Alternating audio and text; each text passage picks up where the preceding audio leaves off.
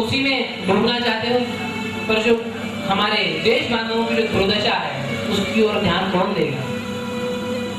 तुम्हें उसका उद्धार करना चाहिए, तुम्हें उसकी उन्नति करनी चाहिए, तुम्हें देश का भला कैसे हो, देश के गरीबों का, देश के धर्म का, इस राष्ट्रीयता का पुनरुद्धार कैसे हो, इसका तुम्हें विचार करना चाहिए। इसलिए ठाकुर रामकृष्ण परमहंस ने उन्हें निर्विकल्प समाधि की झलक तो दिखाई, पर कहा कि अभी इसकी पूर्णावस्था, इसकी पूर्णता और इसमें डूब जाना यह तभी संभव है जब मैं चाहूंगा।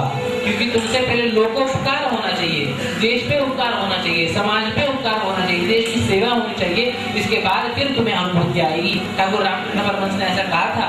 और उसके पश्चात, उनके देहावसान के पश्चात यात्रा करते हुए स्वामी जी ने पूरे भारत को देखा, भारत की दुर्दशा को देखा, और उस शिला पे ध्यानस्थ बैठ के उस शिला पे वह चिंतन करने लगे कि मेरी भारत की दुर्दशा किस प्रकार से दूर हो, मेरे देश के धर्म को लगी हुई ग्लानि किस प्रकार से दूर हो, इसका वह चिंतन करने लगे और परमात्मा से प्रार्थना करने लगे। क्या प्रार्थना कर रहे थे?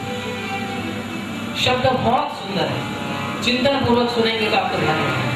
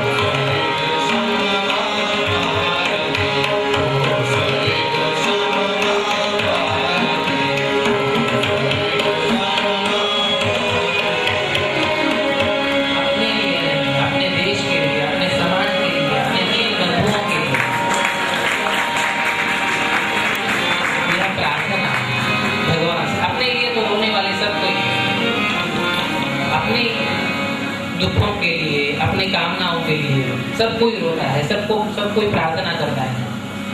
पर देश के लिए, मेरे स्वदेशी बंधुओं के लिए मैं प्रार्थना करूं, इस करुणार्द्र हृदय का वो स्वामी था। कन्याकुमारी से मद्रास आए थे, उसके बाद वहां पर भी स्वामी जी को खूब यश मिला। वहां पर स्वामी जी के बहुत से दीक्षित शिष्य भी हुए। बंगाल के बाद मद्रासी और स्थान है जहाँ पे स्वामी जी के सबसे ज्यादा अनुयायी हुए, सबसे ज्यादा उन्हें यश मिला। और वहां पे यह चर्चा हुई कि सर्वधर्म परिषद अमेरिका में आयोजित हो रही है और वहां पे हिंदू धर्म का प्रतिनिधित्व स्वामी जी जैसे सुयोग्य व्यक्ति के द्वारा होना चाहिए। स्वामी जी ने पहले चर्चा सुनी, टाल दी, ऐसा 2-3 बार किया, पर अंतिम में उन्हें लगने लगा कि वास्तव में जाना चाहिए। उन्हें उनके स्वप्नादियों में गुरु के संकेत होने लगे और इसके बाद उन्होंने पत्र लिख के ठाकुर रामकृष्ण परमहंस देव की सहधर्मचारिणी शारदा माँ को पत्र लिख के उन्होंने पूछा कि माँ यदि आपकी आज्ञा है तो मैं भी विदेश जाऊंगा। जब माँ ने वह पत्र पढ़ा, माँ ने सहमति दी, अत्यंत प्रेम से सहमति दी और उसके बाद निश्चित हुआ कि स्वामी जी अमेरिका के लिए प्रस्थान करेंगे। वहां के महाराजा ने व्यवस्था उत्तम कर दी स्वामी जी की। स्वामी जी का विदेश प्रवास प्रारंभ हुआ। इस प्रवास में स्वामी जी ने अनेक किनारों के देशों को देखा और स्वामी जी विशेषतः उस समय जापान के वैज्ञानिक उन्नति से बहुत प्रसन्न थे और जापान से स्वामी जी ने पत्र लिखे हैं, आज भी वो उपलब्ध है। स्वामी जी ने कहा है युवकों से, वह एक बार पढ़ने चाहिए। स्वामी जी ने युवकों से कहा है कि जापान का आदर्श सामने रखो, विज्ञान, और उस समय भी वो प्रकट था, आज भी। स्वामी जी का प्रवास चला। स्वामी जी अमेरिका पहुंचे, पर उन्हें पता चला कि वहां पे जब पहुंचे तो होटल में रुके। कुछ पैसे स्वामी जी के पास थे, पर उन्हें ध्यान में आया कि इतने महंगे शहर में रहना मुझे संभव नहीं। और ये भी पता चला कि 2-2.5 महीने परिषद लेट सितंबर में होगी। तो जब ये पता चला तो स्वामी जी ने सोचा कि किसी प्रकार मुझे छोटे से किसी गांव में, देहात में जाके रहना चाहिए जहाँ मुझे कम खर्चे में काम चल सके। स्वामी जी बोस्टन के लिए निकले और जैसे ही निकले, ट्रेन में थे, तो एक महिला से उनका परिचय हुआ। महिला ने पूछा इसलिए आए क्या नहीं। स्वामी जी ने सब बता दिया था। महिला ने कहा कि आप हमारे यहाँ आ सकते हैं और हमारे यहाँ रह सकते हैं। बोस्टन में स्वामी जी उस महिला के पास रहे और वहां से भी स्वामी जी ने बहुत मजेदार पत्र व्यवहार किया है, वो कभी पढ़ेंगे तो ध्यान में आएगा। स्वामी जी ने यह बात कही है कि यहाँ रहने से यह फायदा होता है कि 2 समय का भोजन और रहना फ्री में मिल रहा है। और तो ये जो महिला है जिनके घर पे मैं रुका हूँ, वो सबको दिखा रही है कि भारत से आया हुआ विचित्र प्राणी कैसा है। भगवी वस्त्र धारण करता है, सिर पे फेटा है और अलग, बिल्कुल अलग कल्चर है, सबको दिखा रही है। और सबको स्वामी परेशान हो रहे थे, पर क्या समय सबको देना पड़ता। पर उसी में स्वामी जी की भेंट एक बहुत अच्छे और बहुत उपयोगी प्रोफेसर राइट। स्वामी जी को यह भी बाद में पता चला कि वो तो परिषद तो लेट है ही, पर आपको पहले प्रमाण पत्र चाहिए कि आप किस धर्म से और किस देश के प्रतिनिधि बन के आप आए। स्वामी जी के पास कोई प्रमाण पत्र नहीं था। स्वामी जी स्वयं प्रमाण थे। भारत की यह वास्तविक परंपरा है। जब राइट मिले, प्रोफेसर राइट, स्वामी जी से चर्चा की, वह भी फिलोसफी के अत्यंत अच्छे विद्वान थे। इतने प्रभावित हुए, उन्होंने कहा कि अभी तक मैंने इतने फिलोसोफर से चर्चा की और अभी तक मैंने इतने विद्वानों से जो अच्छे विज्ञ हैं उनसे चर्चा करके भी मुझे वो रहस्य, वो चीजें मुझे नहीं मिली जो आपके सामने मिल रही है। फिर चर्चा हुई कि प्रमाण पत्र नहीं है। तो प्रोफेसर राइट ने कहा कि उससे पहले स्वामी जी जब आए थे तब सर्वधर्म परिषद में गए थे जहाँ होने वाली थी, और वहां पूछा था तो उन्हें वहीं से पता चला कि सितंबर में परिषद होगी। तो वहीं पे उन्होंने ये भी बताया गया कि आपको प्रमाण पत्र की आवश्यकता है। तो प्रोफेसर राइट ने कहा कि स्वामी जी, आपको प्रमाण पत्र मांगना, इसका सीधा अर्थ है सूर्य को पूछना कि तुम्हें प्रकाश देने का क्या अधिकार है। उसी प्रकार है कि आपको धर्म के प्रतिनिधित्व करने का क्या हक है, इस प्रकार से पूछना। यह उद्गार एक विदेशी विद्वान निकाले, बहुत बड़ी बात। उसके बाद उसने पत्र लिखा और स्वामी जी के पास दिया और स्वामी जी को कहा कि यह आप वहां सबमिट कर दीजिए, आप वहां दे दीजिए, आपको अवसर जरूर मिलेगा, मैं आ रहा हूँ पीछे। उस पत्र में क्या था? प्रोफेसर राइट ने लिखा था परिषद के लोगों के लिए कि अपने अमेरिका के सारे यूनिवर्सिटी के प्रोफेसर को इकट्ठा करके भी उनका ज्ञान एकत्रित किया जाए तो भी उनके सामने इस महापुरुष का ज्ञान अधिक है। ये उसने लिखे हुए पत्र आज भी उपलब्ध है, आप पढ़ सकते हैं। इतना प्रभावित होना बहुत ऊंची और बहुत कठिन बात है। स्वामी जी वहां से प्रोफेसर राइट का पत्र लेके फिर से शिकागो आए और अब उतरने के पश्चात, रेलवे से उतरने के पश्चात पता ढूंढने लगे कि कहाँ है, स्थान कौन सा है। और फिर उन्होंने सामान में देखा तो एड्रेस की चिट्ठी खो गई। ऐसी चीजें अभी सामने आएगी कि हमें ऐसे लगेगा कि हम नॉवेल सुन रहे हैं। चिट्ठी खो गई। यह अच्छा हुआ कि प्रोफेसर राइट का दिया हुआ प्रमाण पत्र नहीं खो गया। और तब स्वामी जी से पूछने लगे, कुछ दरवाजे खटखटाए, लोगों ने खोला और फिर ऐसा वेश देख के, अब उनके लिए तो ये वेश विचित्र था सन्यासी का। कहीं गाली सुनाई दी तो कहीं अवेलना सुनाई दी, सबने दरवाजा बंद कर लिया, किसी ने समाधानकारक उत्तर नहीं दिया, किसी ने पता नहीं बताया, कुछ नहीं। पास में एक पेड़ था, स्वामी जी वहां बैठ गए। जहां स्वामी जी बैठे थे उसके सामने ही खिड़की थी, दरवाजा था। और सुबह का समय था, स्वामी जी ने कुछ खाया भी नहीं था, बहुत भूखे थे। दरवाजा जैसे ही खोला तो वहां की महिला ने देखा कि कोई अपरिचित व्यक्ति शायद परदेश से आया हुआ है और यहाँ पे बैठा है। उसको न्यूज़पेपर पढ़ने के कारण पता था कि हमारे शहर में शिकागो में सर्वधर्म परिषद हो रही है, तो निश्चित ही किसी न किसी धर्म का प्रतिनिधि बन के परिषद के लिए ही आया हुआ। तो देखने के पश्चात वह स्वामी जी के निकट आई। स्वामी जी ध्यान से बैठे थे और उसने कहा कि क्या आप सर्वधर्म परिषद के लिए आए? स्वामी जी ने कहा हाँ। तो फिर आप यहाँ क्या कर रहे हैं? आप वहां जाइए, आज ही है वो, आप यहाँ बैठे। स्वामी जी ने कहा कि मेरा पता खो गया है। उसने कहा ठीक, आप आइए। स्वामी जी का उसने स्वागत करके उनका भोजन आदि उनका करा के फिर उसने कहा कि आपके वहां पहुंचाने की व्यवस्था मैं करती हूँ, हो जाएगा। स्वामी जी ने वह प्रोफेसर राइट का प्रमाण पत्र दिया और उसके पश्चात सारे धर्मों के प्रतिनिधि इकट्ठे थे। सबका पहले स्वागत किया गया और 11 सितंबर का दिन था। सबसे पहले दिन सारे धर्मों के प्रतिनिधियों को अपने धर्म का केवल परिचय भाषण देना था। अपना धर्म क्या है उसका केवल परिचय कराओ, means starting with short speeches, परिचय कराना है। इस प्रकार से हर कोई अपने धर्म का, इसलिए आप देखेंगे कि स्वामी जी का स्पीच भी जो है पहला स्पीच शॉर्ट ही है। तो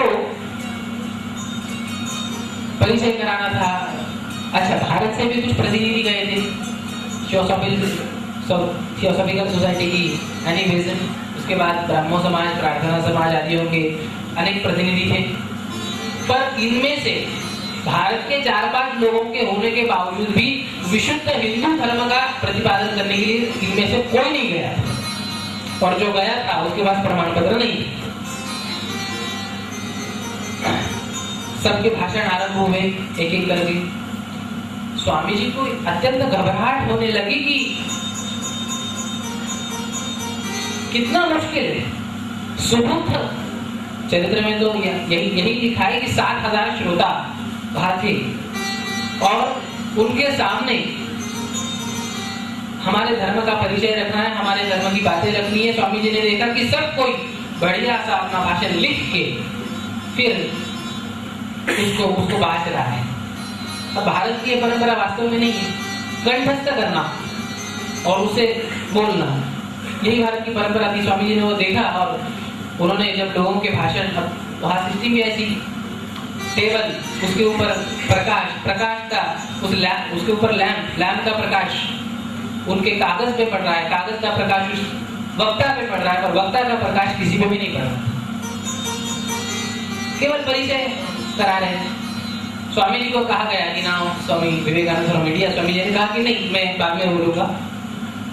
ऐसा 2-3 बार किया तो संचालकों ने कहा कि Swami ji, this is last chance for you, यदि आप इस बार नहीं बोलेंगे तो आपको बोलने का मौका नहीं दिया जाएगा। स्वामी जी उठे, पसीना आ रहा था, स्वामी जी खड़े हुए, क्या बोले कुछ सूझा नहीं।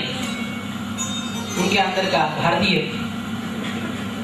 जागृत हुआ। उन्होंने गुरुदेव का, उन्होंने जैसे पीछे देखा मुड़ के सारे वक्ताओं के ओर, उन्हें दिखाई दिया कि उनके गुरु और सरस्वती माँ उनके ऊपर कृपा वर्षा कर रही है। और यह जब उन्हें अनुभूत हुआ तब उन्होंने अपना भाषण शुरू किया और सबसे पहले शब्द, हर कोई वहाँ लेडीज एंड जेंटलमैन यूज करता था, वह उनकी संस्कृति के अनुसार ठीक है, पर भारतीय संस्कृति का अभिप्राय, भारतीय संस्कृति का भाव विश्व बंधुत्व का होने के कारण स्वामी जी ने अपना भाषण शुरू किया। My brothers and sisters of America. American श्रोताओं ने जब ये बात सुनी, हजारों मील दूर से आया हुआ एक पराये देश का आदमी जिसे हम नहीं पहचानते, जो हमें नहीं पहचानता, और वहां में भाई और बहन कह रहा है, जो उनके लिए नया था। लगातार तालियों की बरसात शुरू हो गई। स्वामी जी को लगा कि शायद मेरी कुछ गलती हो गई। हमारे शिष्य संप्रदाय में यह भी है कि यदि वक्ता को बिठाना हो तो तालियां ज्यादा बजाते। स्वामी जी को लगा कि इन्हें मुझे बिठाना है, तो इसलिए ये ताली बजा रहे, पर लोग खड़े होकर तालियां बजाने लगे। स्वामी जी ने उनके चेहरे की ओर देखा, उनके चेहरे का उत्साह अत्यंत प्रबल था। स्वामी जी को ध्यान में आया कि मुझे बिठाने के लिए नहीं, यह अत्यंत प्रसन्नता से तालियां बजा रहे हैं। स्वामी जी ने उस भाषण में, छोटा भाषण है, उस भाषण में स्वामी जी ने यही बात रखी कि मैं उस धर्म का प्रतिनिधि हूँ जो धर्म यह मानता है कि सारे मत, सारे पंथ, सारी विचारधारा है, धर्म की जो मानसिकता है, धर्म की जो विचारधारा है, वह परम सत्य तक ही लेके जाती है। अब तक के जितने वक्ता थे, अपने धर्म को केवल श्रेष्ठ दिखा के सबको नीचा दिखाना ही उनके लिए स्वाभाविक था, और इस प्रकार से वह अपना प्रतिपादन भी कर रहे थे। पर स्वामी जी ने कहा कि नहीं, सारे धर्म श्रेष्ठ है। उन्होंने शिव महिमा की एक पंक्ति भी उद्धृत की, रुचिनाम वैचित्र्यात् ऋजुकुटिवेदाना पतदृशाम नृणाम एको गम्यः त्वमसि पयसाम अर्णविव। जैसे विभिन्न नदियां समुद्र को ही जाके मिलती है, वैसे सारे धर्म और सारे मत अंत में जाके परम सत्य परमात्मा को ही जाके मिलते हैं। ठाकुर रामकृष्ण परमहंस का उसमें एक वाक्य था, जितने मत उतने पथ। इस प्रकार से स्वामी जी ने, और उसके साथ साथ स्वामी जी ने अमेरिका वासियों का अभिनंदन भी किया कि आपने सर्वधर्म परिषद का आयोजन करके सारे धर्मों के विचार मंथन के लिए अवसर दिया है। और यह कार्यक्रम के शुरू में जो घंटानाद हुआ, वह घंटानाद आज से हमारे पूरे विश्व के सारे धर्म के झगड़ों को नष्ट करने वाला हो और शांति प्रस्थापित करने वाला हो। इतना यूनिवर्सल रिलीजन के बारे में कोई नहीं बोला था। स्वामी जी अत्यंत यशस्वी वक्ता वहाँ के साबित किस प्रकार हुए और स्वामी जी को किस प्रकार से आगे यश मिला, इसका चिंतन हम कल करेंगे। पर इसके साथ स्वामी जी के इस विजय प्रसंग का हम गीत एक बार प्रस्तुत ध्यान से सुनेंगे। बहुत आनंद है, हमारा गीत है विश्व वंदितो विश्व हितैषी विश्वोद्धार मनीषी।